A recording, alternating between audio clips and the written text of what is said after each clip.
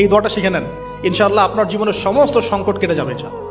আমি নিজেও এই দোয়াটা বেশি বেশি করার চেষ্টা করি। দোয়াটা হচ্ছে, মুসা আলাইহিস সালাম একটা গাছের নিচে হেলান দিয়ে বসলেন, বসে দেখলেন দুজন মেয়ে দাঁড়িয়ে আছে দূরে, পানি নিতে পারছে না। লোকজন পানি নিয়ে যাচ্ছে, ওরা দাঁড়িয়ে আছে বেচারি। মুসা আলাইহিস সালাম গিয়ে বললেন, কি সমস্যা আপনাদের? তারা বললেন যে আমাদের বাবা অনেক বৃদ্ধ মানুষ, আমরা পানি নিতে পারি না যতক্ষণ না আমাদের কম পানি নিয়ে চলে যায়।